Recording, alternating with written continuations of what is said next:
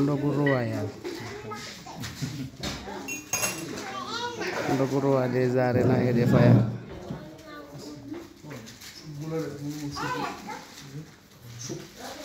teti me bon hoto Faya ndogu haro ndogu wa ndogu royal amul fenn fii rek la am Amadou ndogu royal fii rek la am amul feneen de xanaa ñu may leen ay top dem na ah RV le 13 avril inshallah